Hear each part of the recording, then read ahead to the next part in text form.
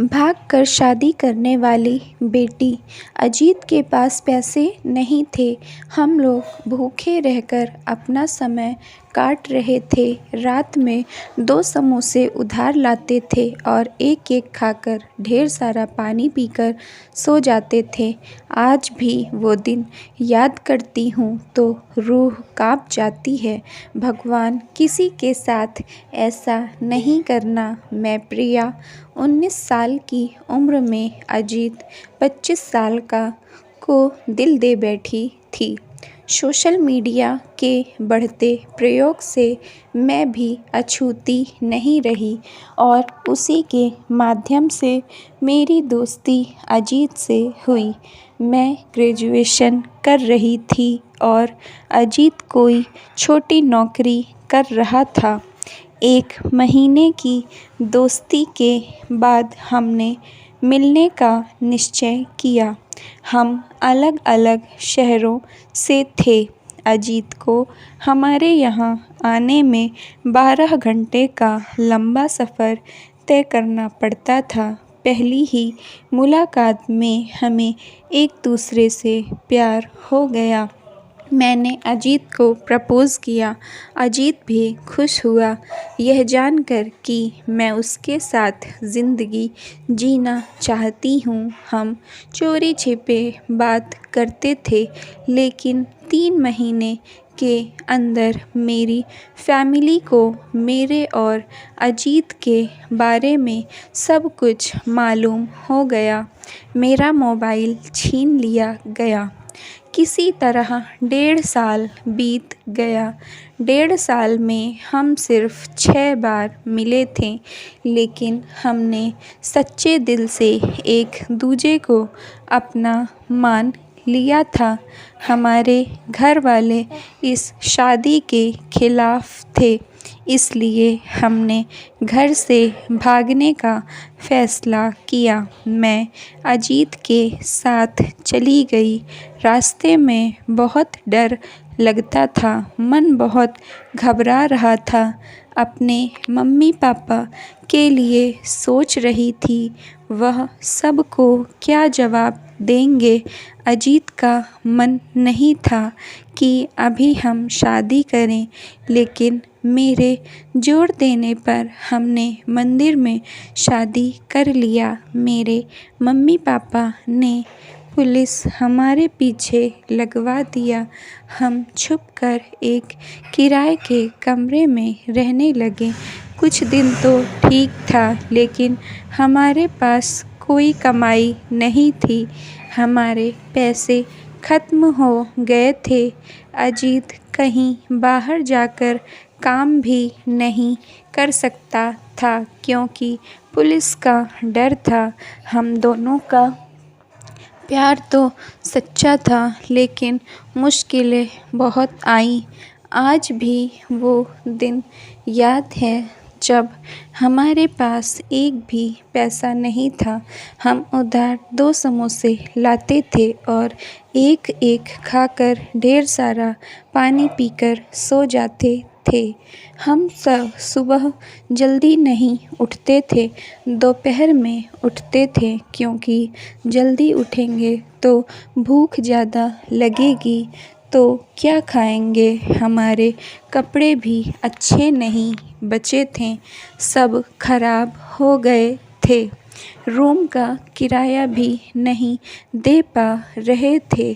Room मालिक आकर बहुत परेशान करता था। मैं अपने घर से निकली थी कि दोबारा अब कभी उस घर में कदम नहीं रखूँगी, क्योंकि ऐसा काम करने के बाद भला कौन बच्चे अपने माता-पिता से नज़रें मिला पाते हैं।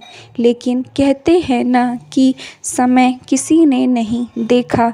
अजीत के कहने पर मैंने मम्मी को फ़ोन किया। उनसे कहा कि मैं वापस घर आना चाहती हूँ, पापा को लेने के लिए भेज दो। मेरी मम्मी खुश हो गईं। उन्होंने हमारा पता पूछा और दूसरे दिन ही पापा मुझे लेने आ गए। अगर उस दिन मेरे मम्मी पापा ने मुझे वापस बुलाने से मना कर दिया होता तो पता नहीं मेरा क्या होता। अजीत मुझे प्यार तो करता था, लेकिन उसके पास पैसे ज़्यादा नहीं थे और वह मुझे छोड़कर काम पर जाने से डरता भी था कि दूसरे की लड़की है, कितनी बड़ी ज़िम्मेदारी है। अगर भगवान ना करे प्रिया को कुछ हो गया तो क्या होगा। अजीत कभी अपने आप को माफ़ नहीं कर पाता। वह मुझे वापस नहीं भेजना चाहता था, लेकिन उसके सामने मजबूरी थी। आखिर वह क्या करता। मुझे कोई तकलीफ़ होगी तो उससे बर्दाश्त नहीं होगा।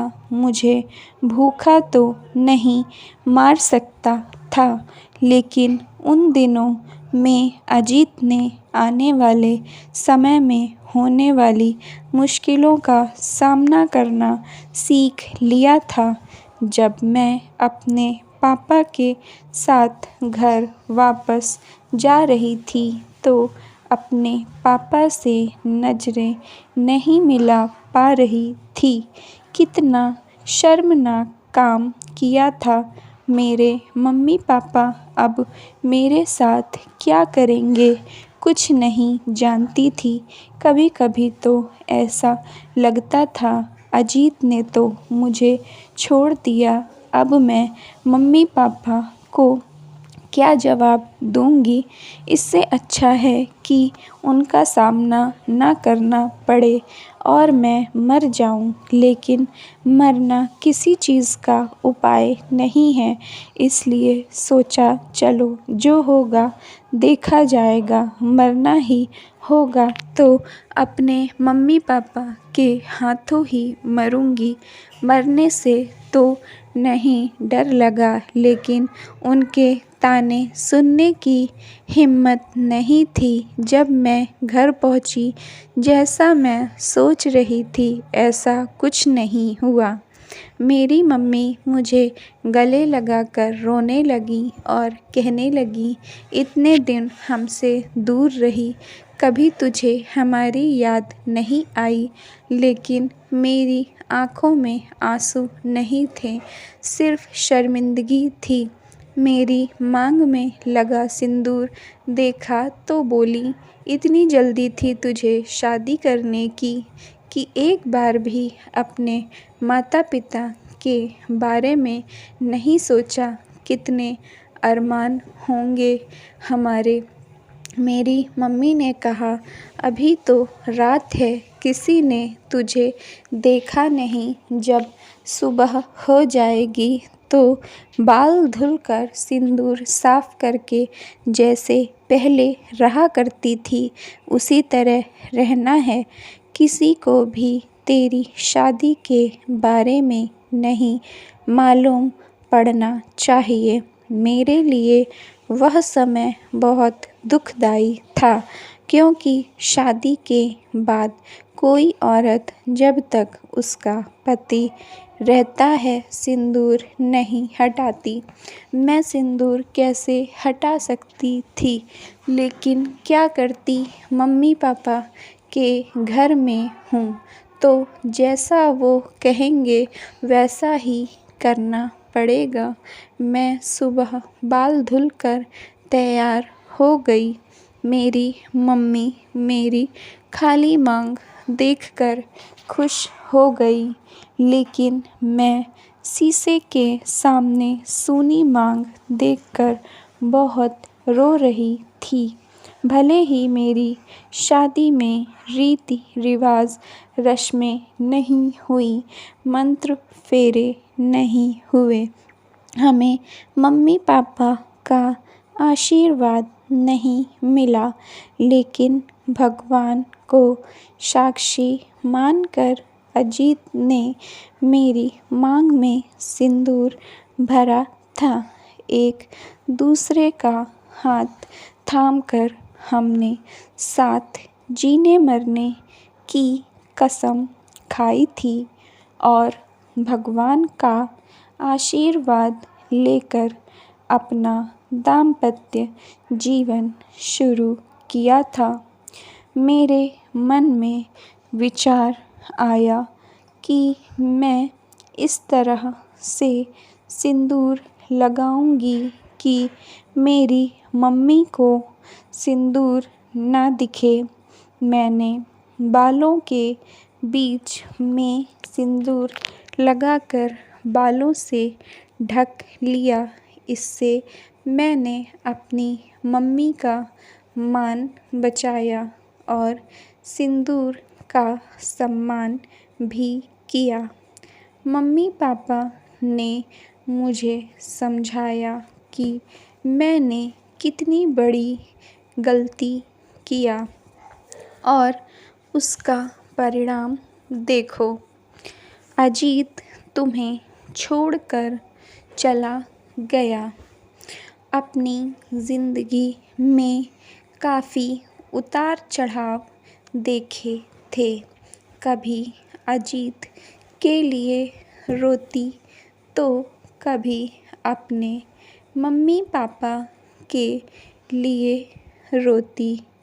घर से भागने वाली लड़कियों को अक्सर बुरी निगाह से देखा जाता है।